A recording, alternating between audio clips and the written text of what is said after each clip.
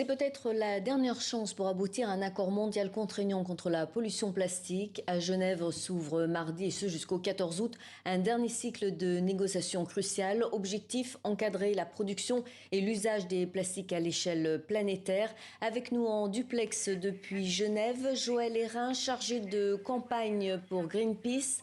Bonjour et merci d'être avec nous. Vous étiez présente lors des précédentes sessions à Paris, Ottawa, Busan. On a vu des pays très divisés.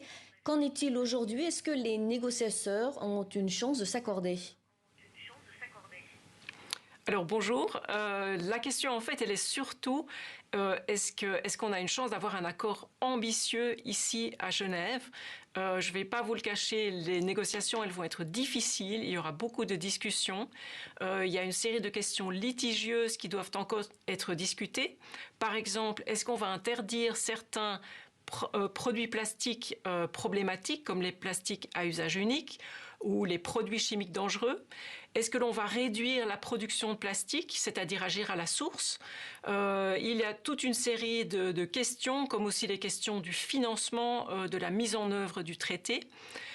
Si les pays qui sont les plus ambitieux gardent la ligne, s'ils défendent l'ambition du traité, alors oui, on a une chance d'avoir quelque chose de tangible et d'efficace ici à Genève.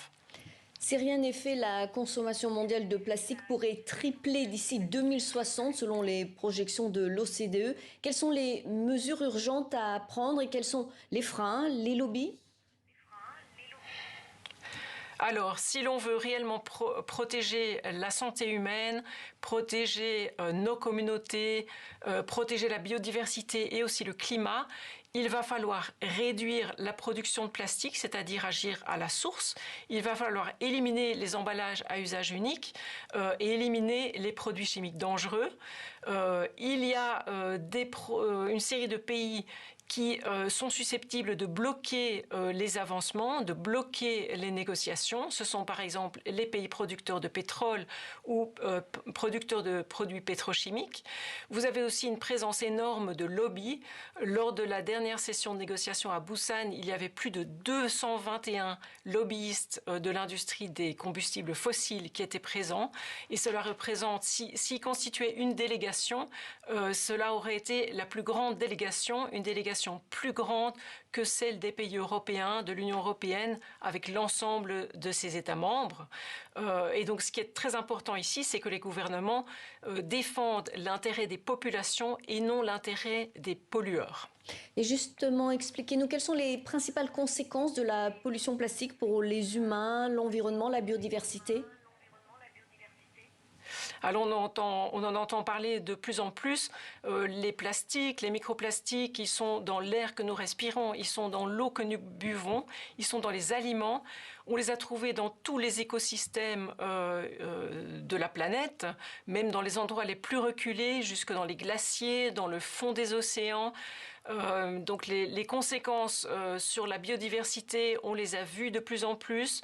On est un petit peu moins sensible à ce qui se passe tout près de chez nous, c'est-à-dire les impacts sur la santé humaine qui sont pourtant réels. Les scientifiques, le monde médical est de plus en plus soucieux. Et donc il est essentiel d'agir à la source, de réduire notre exposition au plastique et principalement de réduire la production de plastique.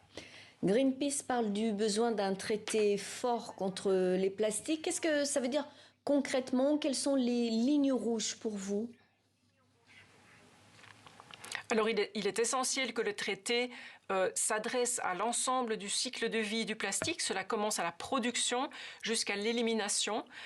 Il va falloir réduire la production de plastique de manière drastique. Il va falloir interdire toute une série de produits plastiques problématiques comme les emballages à usage unique.